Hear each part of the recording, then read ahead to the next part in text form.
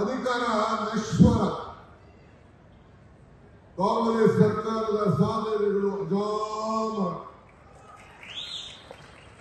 ಆದರೆ ಕೊನೆಗೆ ನಮ್ಗೇನೇ ಅಧಿಕಾರ ಇರಲಿ, ನಾವೇನೇ ಸಾಧನೆ ಮಾಡಿರಲಿ, ಕೊನೆಗೆ ಮತದಾರನೇ ಈಶ್ವರ ಅಂತೇಳಿ ನಿಮಗೆ ಕೈ ಮುಗಿಲಿಕ್ಕೆ ನಾವೆಲ್ಲ ಇಲ್ಲಿಗೆ ಬಂದಿದ್ದೇವೆ.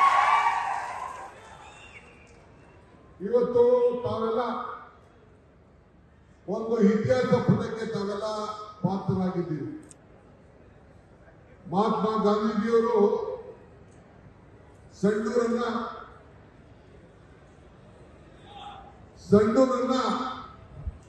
ಕಾಶ್ಮೀರ್ ಅಂತೇಳಿ, ಕರ್ನಾಟಕದ ಕಾಶ್ಮೀರ್ ಅಂತೇಳಿ ಕರೆದಿದ್ರು. ಮಹಾತ್ಮ ಗಾಂಧೀಜಿಯವರು ಕಾಂಗ್ರೆಸ್ನ ನಾಯಕತ್ವವನ್ನು ವಹಿಸಿ ಈ ದೇಶಕ್ಕೆ ಸ್ವಾತಂತ್ರ್ಯವನ್ನು ತಂದುಕೊಟ್ಟು ಈ ವರ್ಷ 100 ವರ್ಷ ಆಗಿದೆ. ಆ 100 ವರ್ಷದ ಹಿಂದೆ ಏನು ನಾವು ಅಧಿಕಾರವನ್ನ ನಮಗೆ ಹೋರಾಟ ಪ್ರಾರಂಭ ಮಾಡಿದ್ರು, ಇವತ್ತು ನೀವೆಲ್ಲ ಕಲ್ಯಾಣ ಕರ್ನಾಟಕದಲ್ಲಿದ್ದೀರಿ. ನಮ್ಮ ಮಲ್ಲಿಕಾರ್ಜುನ್ ಖರ್ಗೆ ಅವರು ಈ ಬಾರಿ ಕಾಂಗ್ರೆಸ್ ಪಕ್ಷದ ಆ ಸ್ಥಾನದಲ್ಲಿ ಕೂತಿದ್ದಾರೆ. ಅವರ ಮಾರ್ಗದರ್ಶನದಂತೆ ನಾನು ಮುಖ್ಯಮಂತ್ರಿಗಳು ಇಬ್ಬರು ಸೇರಿ ಇವತ್ತು ಬೆಳಗಾವಿನಲ್ಲಿ ಆ 100 ವರ್ಷದ ಸಂಭ್ರಮವನ್ನು ಇಡೀ ವರ್ಷ ಪಕ್ಷ ಹಾಗೂ ಸರ್ಕಾರ ಎರಡು ಕೂಡ ಆಚರಣೆ ಮಾಡಲಿಕ್ಕೆ ನಾವೆಲ್ಲ ಕಾರ್ಯಕ್ರಮಗಳನ್ನು ರೂಪಿಸಿದ್ದೇವೆ. ನಾನು ತಾವೆಲ್ಲರೂ ಕೂಡ ಒಂದು ಆಹ್ವಾನವನ್ನು ಕೊಡ್ತಾ ಇದ್ದೇನೆ. ನನ್ನ ಸೋದರಿ ಅನ್ನಪೂರ್ಣರವರಿಗೆ ಮತವನ್ನು ಕೊಟ್ಟಂತಹ ಜನರಿಗೆ ಮತ್ತು ಬಳ್ಳಾರಿ ಮತ್ತು ವಿಜಯನಗರ ಸಾಮ್ರಾಜ್ಯದ ಎಲ್ಲ ನನ್ನ ಮತದಾರರ ಬಂಧುಗಳಿಗೆ ಇವತ್ತು ಕಾಂಗ್ರೆಸ್ನ ಭದ್ರಕೋಟೆ ಅಂತ ಹೇಳಿ ಮೊದಲಿಂದಲೂ ಕೂಡ ಕಷ್ಟ ಕಾಲದಲ್ಲಿ ಸೋನಿಯಾ ಗಾಂಧಿ ಅವರು ಕೂಡ ಆಯ್ಕೆ ಮಾಡಿ ಈ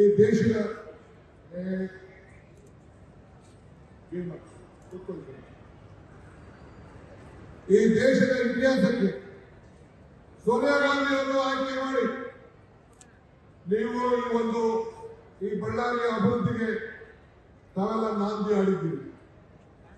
ಇವತ್ತು ಕಾಂಗ್ರೆಸ್ ಪಕ್ಷದ ಭದ್ರಕೋಟೆ ಅಂತ ಹೆಸರನ್ನ ಪಡೆದು ನಮ್ಮೆಲ್ಲರಿಗೂ ಕೂಡ ಒಂದು ಉಡುಪು ಸಂತೋಷವನ್ನ ಇಡೀ ರಾಜ್ಯದ ಜನತೆಗೆ ಸಂದೇಶವನ್ನು ಕೊಟ್ಟಿದ್ದೀವಿ. ಇವತ್ತು ಬಳ್ಳಾರಿಯ ಈ ಸಂಡೂರು ತಾಲೂಕು ಒಂದು ಬಾರಿ ನಮ್ಮ ಈ ಹಿಂದೆ ಇದ್ದಂತ ಒಂದು ಬಾರಿ ಸಂತೋಷ್ ಲಾಡ್ ಅವರು ಜನತಾದಳದಿಂದ ಗೆದ್ದಿದ್ದು ಬಿಟ್ರೆ, ಉಮಾಪತಿ ಅವರೊಬ್ಬರು ಗೆದ್ದಿದ್ದು ಬಿಟ್ರೆ, ಸತತವಾಗಿ 13 ಭೂಪತಿ ಅವರು ಗೆದ್ದಿದ್ದು ಬಿಟ್ರೆ, ಸತತವಾಗಿ ದಿವಂಗತ ಭೂಪತಿಯವರು ಬಿಟ್ರೆ, ಸತತವಾಗಿ ಎಲ್ಲ ಸಂದರ್ಭದಲ್ಲೂ ಕೂಡ ಗೋರ್ಪಡೆಯವರ ಆದಿಯಾಗಿ ಕೊನೆಗೆ ಅನ್ನಪೂರ್ಣರವರೆಗೂ ಕೂಡ ತಾವು ಸತತವಾಗಿ ಕಾಂಗ್ರೆಸ್ ಪಕ್ಷದ ಈ ಕೈ ಚಿಹ್ನೆಗೆ ಶಕ್ತಿಯನ್ನು ಕೊಟ್ಟು ಇವತ್ತು ಆಶೀರ್ವಾದವನ್ನು ಮಾಡಿದ್ದೀವಿ. ಇದು ಇತಿಹಾಸ. ನಾನು 136 ಸೀಟ್ ಗೆಲ್ತೀನಿ ಅಂತ ಹೇಳಿದಾಗ ನಗ್ತಾ ಇತ್ತು. 135 ಪ್ಲಸ್ ಪಾಂಡವಪುರ ಕ್ಷೇತ್ರ, ಅದು ನಮ್ಮ ಸೀಟು. ನಾವು ಅಲೈನ್ಸ್ ಮಾಡಿಕೊಂಡು ಒಂದು ಸೀಟ್ ಬಿಟ್ಕೊಂಡು 136. ಈಗ ಪಾರ್ಲಿಮೆಂಟ್ ಕ್ಷೇತ್ರದಲ್ಲಿ 3 ಸೀಟ್ ಹೋಯಿತು. ತುಕಾರಾಮ್ರವರು, ಕುಮಾರಸ್ವಾಮಿ ಅವರು ಮತ್ತು ನಮ್ಮ ಮಾಜಿ ಮುಖ್ಯಮಂತ್ರಿ, ಇಬ್ಬರು ಮಾಜಿ ಮುಖ್ಯಮಂತ್ರಿಗಳು ಬಸವರಾಜ ಬೊಮ್ಮಾಯಿರವರು ಈಗ ತೆರವಾದಂತಹ ಸೀಟ್ ಚುನಾವಣೆ ನಡೀತು. ಈ 135ರಿಂದ ನಾನು ಇಲ್ಲೇ ಬಂದು ಹೇಳಿದ್ದೆ, ಚುನಾವಣೆ ಮುಂದೆ ಕೇಳಿದ್ದೆ, ನೀವು ಮಾಧ್ಯಮದವರು ಬರ್ಕೊಳ್ಳಿ, ನೀವು ಬರ್ಕೊಳ್ಳಿ, 138 ಸೀಟು ನಮ್ಮ ನಂಬರು ಅಂತ ಹೇಳಿ ನಾನು ನಿಮಗೆ ಹೇಳೋದಿದ್ದೆ. ಇವತ್ತು 138 ಸೀಟ್ಗೆ ಅನ್ನಪೂರ್ಣರವರು ಅನ್ನದ ಪೂರ್ಣ, ಸಿದ್ದರಾಮಯ್ಯನವರ ಅನ್ನ ಭಾಗ್ಯವನ್ನ ಕೊಡುವಂತ ಅನ್ನಪೂರ್ಣ ಇವತ್ತು 138 ನಂಬರ್ ಮಾಡಿದ್ದಾರೆ. ನಮ್ಮ ಎಂ ಬಿ ಪ್ರಕಾಶ್ ಮಗಳು ನಮ್ಮ ಪಕ್ಷದ ರೆಬಲ್ ಕ್ಯಾಂಡಿಡೇಟ್. ನಮ್ಮ ಎಂ ಬಿ ಪ್ರಕಾಶ್ ಮಗಳು ನಮ್ಮ ಪಕ್ಷದ ರೆಬಲ್ ಕ್ಯಾಂಡಿಡೇಟ್. ಆಮೇಲೆ ಅಲ್ಲಿ ಪುಟ್ಸಾಂಗೌಡರು ಎಲ್ಲಿ ಗೌರಿಬಿದ್ದವರು ರೆಬಲ್ ಕ್ಯಾಂಡಿಡೇಟ್ 132 ಸೇರಿದ್ರೆ ಎಷ್ಟಾಯ್ತು? 140 ಆಯ್ತು. ಅದಾದ್ಮೇಲೆ ಬಿಜೆಪಿ ಸ್ನೇಹಿತರಿದ್ದಾರೆ, ನಾನು ಹೆಸರು ಹೇಳಕ್ ಹೋಗುದಿಲ್ಲ, ಸ್ನೇಹಿತರಿದ್ದಾರೆ. ಅಲ್ಲವೇ ಇಷ್ಟು ಬಲ ಇರುವಂತ 140+ ಸೀಟ್ನ ದೇವೇಗೌಡರು ಬಿಜೆಪಿಯನ್ನ ಸೇರಿಸಿಕೊಂಡು ಕುಮಾರಸ್ವಾಮಿ ಅವರು 6 ತಿಂಗಳೊಳಗಡೆ ಈ ಸರ್ಕಾರನ ಕಿತ್ತಾಕ್ತೀನಿ ಅಂತ ಹೇಳ್ತಾ ಇದ್ದಾರೆ. ಸಾಧ್ಯವಿಲ್ಲ,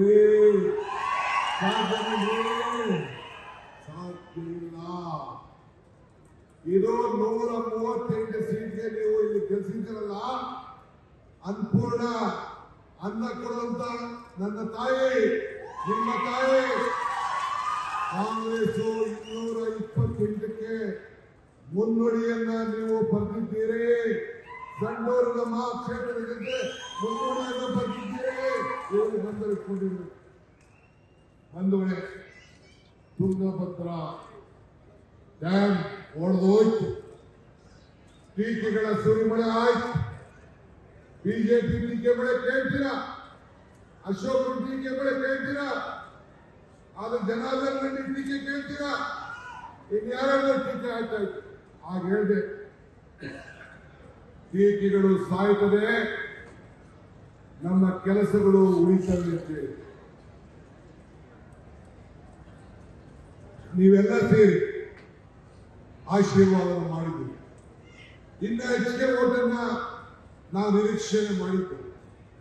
ಆದರೆ ಬಹಳ ದೊಡ್ಡ ಪ್ರಯತ್ನವನ್ನು ಅವರು ಬಂದು ಜಾತಿ ವ್ಯವಸ್ಥೆ ಮೇಲೆ ರಾಜಕಾರಣ ಮಾಡಿದ್ರು ಒಂದು ನಮಗೆಲ್ಲ ಅರಿವಿದೆ. ಆದರೆ ಏನಾಯಿತು, ಪಕ್ಕದ ಕ್ಷೇತ್ರ ಈಗೇನೋ ಇನ್ನೊಂದು ಕ್ಷೇತ್ರಕ್ಕೆ ಹೋಗ್ತಾ ಇದ್ದೀವಿ, ಶಿಗ್ಗಾವಿ ಮುಖ್ಯಮಂತ್ರಿಗಳ ಕ್ಷೇತ್ರ. ಈಗೇನೋ ನಮ್ಮ ತುಕಾರಾಮ್ ಕ್ಷೇತ್ರ, ಇದು ನಮ್ಮ ಸಂತೋಷ್ ಕ್ಷೇತ್ರ, ಇದು ನಮ್ಮ ಕ್ಷೇತ್ರ. ಆದರೆ ಅದು ಕಳೆದ 25 ವರ್ಷದಿಂದ ಬೊಮ್ಮಾಯಿರವರಿದ್ದಂತಹ ಕ್ಷೇತ್ರ ಇದು. ಆ ಕ್ಷೇತ್ರ ಏನಾಯ್ತು, ಜನ ಹೇಳಿದ್ರು.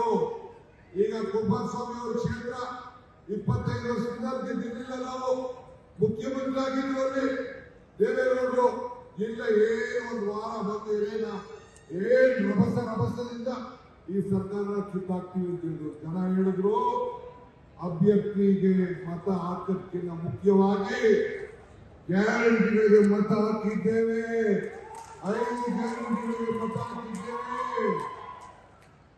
ಮಾಧ್ಯಮ ಸ್ನೇಹಿತರು ಬರುದ್ರು, ಒಂದು ಕಾಂಗ್ರೆಸ್, ಒಂದು ದಳ, ಒಂದು ಬಿಜೆಪಿ, 3 ಅಂತ. ಆಮೇಲೆ ಹೇಳಿದ್ರು ನಾವು ಸಂಘದಲ್ಲಿ ಗೆಲ್ತೀವಿ ಅಂತ ಹೇಳಿದ್ರು. ಇಲ್ಲ, ನಾನು ಹೇಳಿದ್ದೆ ಎಲೆಕ್ಷನ್ ಮುಖ್ಯವಾಗಿ. ಆಮೇಲೆ ಹೇಳಿದೆ, ಏನಂತ ಹೇಳಿದೆ, ಕೆರೆಯಲ್ಲಿ ಕಮಲ ಕೆರೆಯಲ್ಲಿದ್ದರೆ ಚಂದ, ಕೆರೆ ಹೊಲದಲ್ಲಿದ್ದರೆ ಚಂದ. ಈ ದಾನ ಧರ್ಮ ಮಾಡುವ ಕೈ ಅಧಿಕಾರದಲ್ಲಿ ಮಾತ್ರ ಚಂದ. ಹಂಗೆ ಈ ಕೈ ದಾನ ಧರ್ಮ ಮಾಡೋಕ್ಕೆ ಸಿದ್ದರಾಮಯ್ಯನವರ ನೇತೃತ್ವದ ಸರ್ಕಾರ ಅಧಿಕಾರದಲ್ಲಿ ಇಟ್ಟುಕೊಂಡು ಎಲ್ಲ ವರ್ಗದ ಜನರಿಗೆ ಕಾಂಗ್ರೆಸ್ ಶಕ್ತಿ, ದೇಶದ ಶಕ್ತಿ. ಕಾಂಗ್ರೆಸ್ ಇತಿಹಾಸ ದೇಶದ ಇತಿಹಾಸ.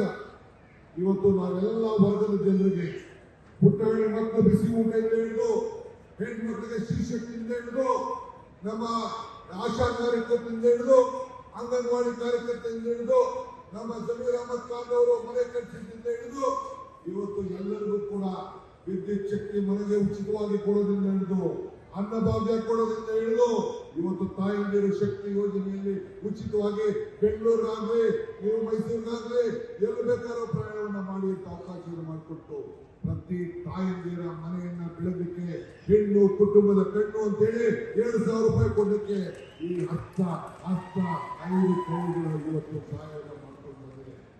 ಆದ್ರಿಂದ ಬಂಧುಗಳೇ, ನಾನು ಹೆಚ್ಚಿಗೆ ಇನ್ನ ಒಂದು ಸಭೆಗೆ ನಾನು ಮುಖ್ಯಮಂತ್ರಿಗಳು ಇಬ್ಬರು ಹೋಗಬೇಕಾಗಿದೆ. ನನಗೆ ಆತ್ಮವಿಶ್ವಾಸ ಇತ್ತು, 3 ಸೀಟು ನಾವು ಗೆದ್ದಿರ್ತೀವಿ. ಇವತ್ತು ನಿಮಗೆ ಅನ್ಪೂರ್ಣ ಒಬ್ರು MLA ಅಲ್ಲ, ಟ್ರಿಬಲ್, ಒಂದು ತುಕಾರಾಮ್, ಇನ್ನೊಂದು ಸಂತೋಷ್ ಸೇರಿ ನಿಮ್ಮ ಋಣವನ್ನು ತೀರಿಸುವಂತ ಕೆಲಸವನ್ನು ಮಾಡ್ತಾರೆ. ನಮ್ಮ ಜಿಲ್ಲಾ ಸಚಿವರು ಅವರ ಜೊತೆಯಲ್ಲಿ ಇಡೀ ಸರ್ಕಾರ ಅನ್ಪೂರ್ಣ ಜೊತೆಯಲ್ಲಿದೆ. ಅನ್ಪೂರ್ಣ ಒಬ್ಬರೇ ಅಲ್ಲ, ನಾನು ಮುಖ್ಯಮಂತ್ರಿ ಸಂತೋಷ್ ನಾಯಕ್ ಕಬೀರು ಇಡೀ ಸರ್ಕಾರ ನಾವೆಲ್ಲ ಸೇರಿ ಆ ಹೆಣ್ಣುಮಗಳ ಕೈಯನ್ನು ಬಲಪಡಿಸಿ ನಿಮ್ಮ ಋಣವನ್ನು ತೀರಿಸುವಂತ ಕೆಲಸವನ್ನು ಮಾಡ್ತೇವೆ. ಬಹಳ ಅಭಿವೃದ್ಧಿಗೆ ತಾವು ಮುನ್ನೋಟಕ್ಕೆ ಹೊರಟಿದ್ದೀರಿ. ತಾವು ಚಿಂತೆ ಮಾಡೋದು ಬೇಡ. ತಾವೆಲ್ಲ ಸೇರಿ ಆಶೀರ್ವಾದ ಮಾಡಿ ನಿಮ್ಗೊಂದು ದೊಡ್ಡ ಕೋಟಿ ನಮಸ್ಕಾರವನ್ನು ಹೇಳಿ ತಾವು ನಿಮ್ಮ ಸೇವೆಯನ್ನು ಸದಾ ನಾವು ಮಾಡ್ಕೊಂಡಿರ್ತೇವೆ ಅನ್ನೋ ಮಾತನ್ನು ಹೇಳಿ ನನ್ನ ಮಾತನ್ನು ಮುಗಿಸ್ತೇನೆ. ಜೈ ಹಿಂದ್, ಜೈ ಕನ್ನಡ.